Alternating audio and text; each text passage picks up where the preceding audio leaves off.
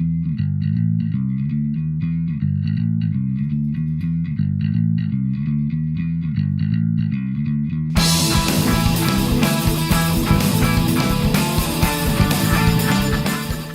and welcome to a rather delayed video. I've had this material for quite a long time and I've been waiting for some stuff to arrive like safety gloves before I had a play with it. What I have here is the Freeform Air. Comes in two parts, which I have handy here. And it is a very lightweight epoxy dough resin type thing, which I'm going to look to use to make some roads for my 20mm game, which is Chain of Command, and I'm going to just give it a go now. I'm going to show you what I do and we'll see what happens. I've not ever used it before, so once again we're going to be learning this together. I've heard very good things about it. I really hope that it comes out and it works well, but we shall see. So let's see how this works. I bought some metal measuring cups for this, but then found that my safety gloves that I've got are too small for my hands. So I've since purchased some, and these are the perfect size. I will attempt to remember to put a link, as usual, in the description should you wish to purchase the same ones. But basically, search for latex gloves on eBay and you'll find them.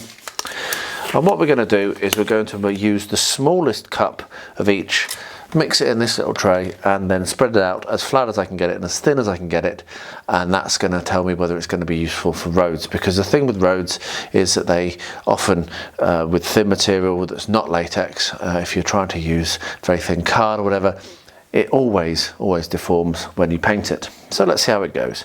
I've marked each of my measuring cups A and B, so I never mix it, which is a good idea. And this is actually the first stuff that arrived, which spilled a bit. So I'm hoping, well, if it doesn't work, I'm going to try with the other one that hasn't spilled that I have up there, that they sent us a replacement.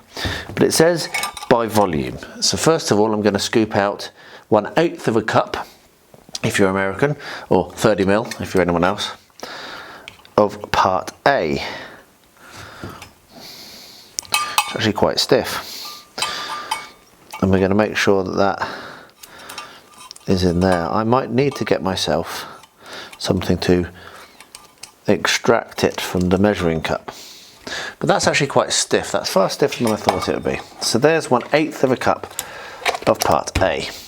Now we're going to go for 1/8 of a cup of part B.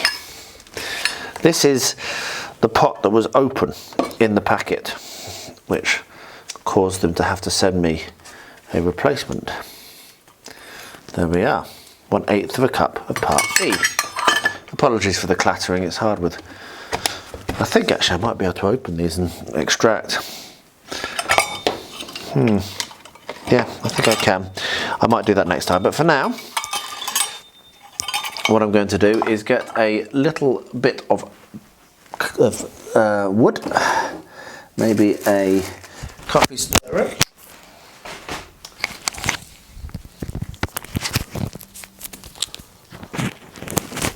What I'm going to do now is I'm going to get a coffee stirrer and I'm going to scrape each of those part A and B into my mixing pot.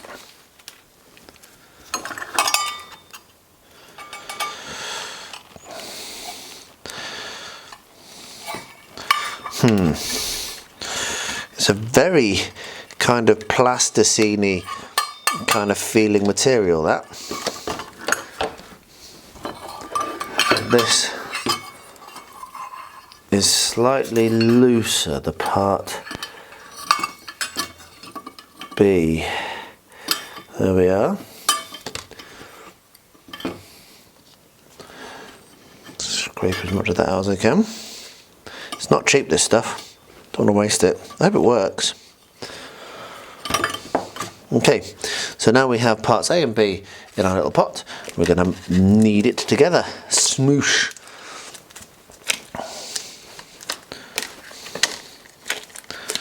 It is very light.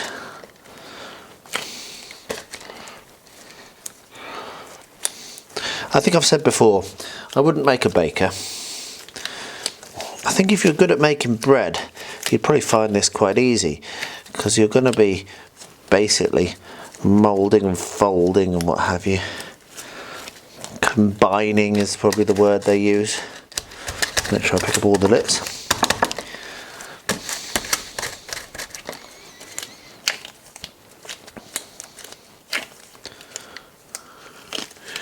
It's starting to get very sticky.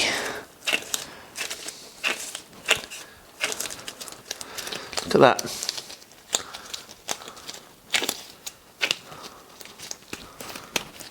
There we are. Right, so that's all combined. So what I'm now going to do is tidy up here and get something to roll it out on. I'll be back very shortly. So we have the famous rolling block covered in non-stick, and as this is really nice and easy to work with, I am simply going to roll it out. Now I do have an idea of how wide I want it to go, so what it may end up being is I may end up folding it over. Now it is sticking to my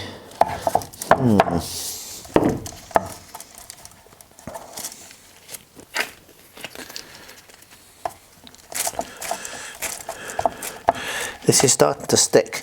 This is changing very, very fast in terms of its consistency and how it works. This is an interesting experiment for me, this. So if I maybe need to use more my fingers and think about it more as a clay.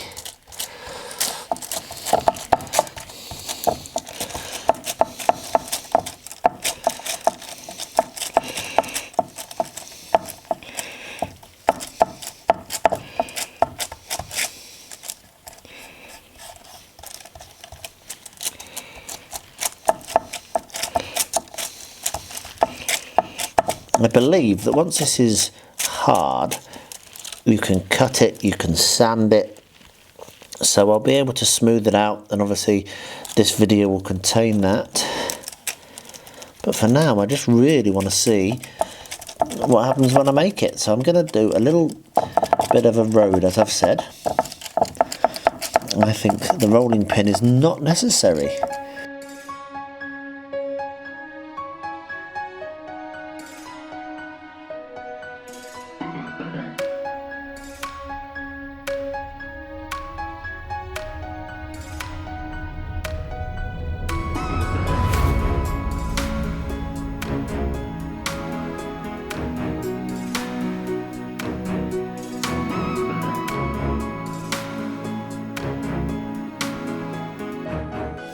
Okay, I think that's good enough. I'm going to leave that now. If I zoom in a little bit, you'll see that I've made a nice looking little road here with some nice bank going up there, a little bit of a ridge, so that will look quite nice on the tabletop. I'm just going to leave that exactly as it is. I've no idea if it's going to stick to the greaseproof paper, and I've no idea what it's going to look like when it's done, but you will know very shortly. I will have to wait probably about 24 hours. I'm going to leave it that long.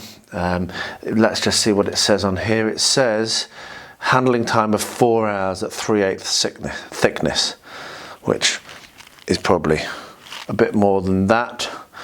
So yeah, I'm going to leave it at about 24 hours. So I'll come back to it and we'll see what it comes like, and I'll invite you along for that experiment. It's been quite a long time since I looked at this. I've been very busy, but I did go to it after 24 hours just to check it out, and it's substantially the same as it was after 24 hours. So I think that's good advice. Leave it 24 hours, go away, come back to it the next day. As you can see, it is still stuck, but you can see how I lifted it after about 24 hours. But it does peel off of the back. It peels off of the backing very easily, as you can see. I'm doing that live there. And now we have, well, it's picked up the colour that I had from the air dry clay. You can see that that has dried very hard and very rigid, and I'm very, very happy with how that's looking. It's very, very light. It feels very strong. Let me see how easily I can break that. You can break it, but it's not easy. I'm really having to put some effort into that. I can drop that. Can drop that. Okay, so you can shatter it, and when it shatters, it breaks in a straight line there. There we are. So that's interesting. That's pretty tough. I mean, I had to really whack that down then. What I'm going to do is I'm going to get some sandpaper and I'm going to try and sand it down to take it smooth and see how that works. So I will grab the sandpaper and I will show you what I find. Here we have the section that I snapped off by bashing it on the table. And here we have two fine sandpapers. This one's 2000 grit, which is very fine. This one's a slightly rougher one. It doesn't actually say on it, but I'm thinking about 1500 maybe. So what I'm going to do is I'm going to see how well this does in terms of smoothing off. That sands very nicely.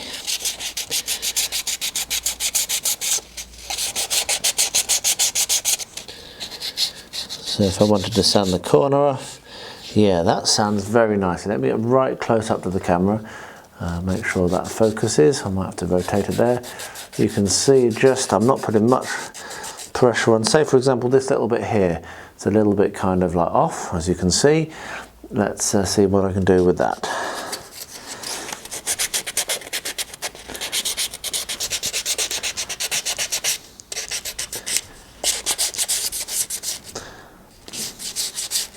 I think maybe I should have a slightly higher grit, that might be easier, but that is smoothed off and it is absolutely paper smooth now. So now with the even finer grit, let's have a look, see what happens. That almost polishes, and it's polished. Yeah, that's working very nicely. So maybe with the slightly higher grit, if you wanted to take those imperfections off. Now, as I say, I'm making a road on this, so I'm very happy with how the larger section is. I'm going to leave it like that. But that sands down very nicely. Let's have another look just on this side, so you can see another quick.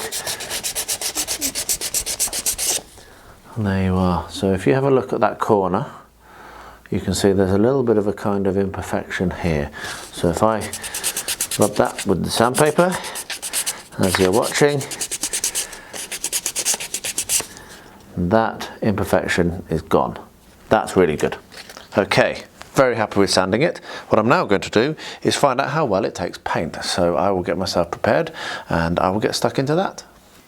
So now I'm going to test out painting these. I've got one downstairs, the little section that I broke off, that I've just applied spray paint to see how well that works. And what I'm going to do on this section is I'm going to paint straight onto it using my terrain paint, which I'll pop a link to in the description below.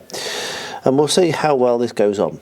It'll be very, very interesting to me to find out how good this looks, because I have a couple of pots, starter pots, and I would like to make some roads and some, for smaller scale, this is going to be for my 20mm stuff. And I'd like to make some roads and rivers. So what I'm going to do on this one, as it's a test piece, is paint it over. And what I'll probably do is do one side as a river and one side as a road.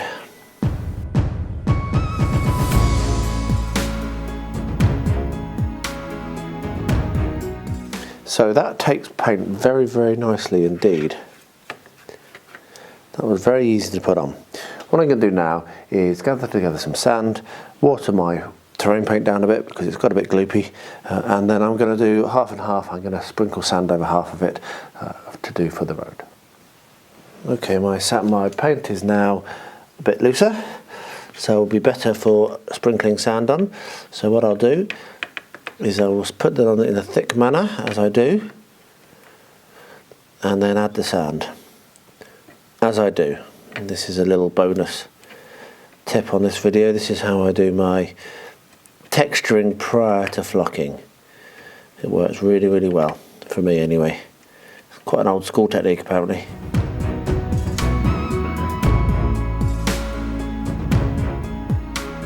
There we are. I will now let that to go off, and then I will come back and show you what it looks like.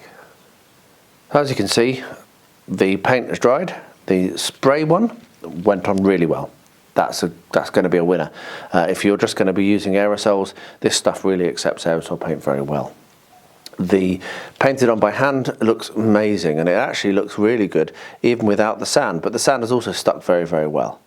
In summary, this material is superb and I am going to be doing more with it. So I'm going to stop this now. I'm going to cut this demonstration video short, well, shorter than I was going to, because it's taken me so long to film and I want to get it out there.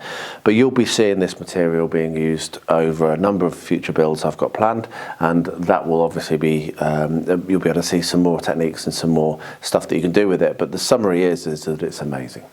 So I'm going to wrap this video up. I'll go back to camera. See you in a second.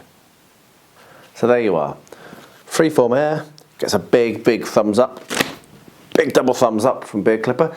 It's a superb material. It's very expensive, however, so whether it's useful for most people, I don't know, but I would have thought it was worthwhile getting the sample packs, and I'll put a link to them in the description below. And certainly I'm pleased that I've ordered them and I'm going to get a lot of use and make a lot of terrain out of them. It goes a long way. I picked out a very tiny amount then and was able to make, what, about 6 inches of 3 or 4 inch wide road, so I should be able to make quite a lot of roads and quite a lot of rivers for my 20mm gaming from the quantity that I have, and I'm very pleased with that.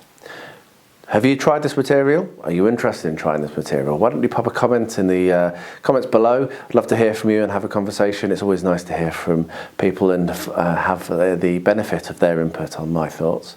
And yeah, I mean, if there's anything that you have ever come across that's similar but maybe different, just pop it in the description below as well, or in the comments below. It'd be really good to hear from you. If you're not yet a subscriber, please consider subscribing. It's good to see so many of you enjoying these videos. And don't forget to ding the bell, because if you ding the bell, then YouTube will tell you when one of my videos goes live. And last, but by no means least, please stay safe, healthy and well out there. And thank you so much for watching. Beard Clipper.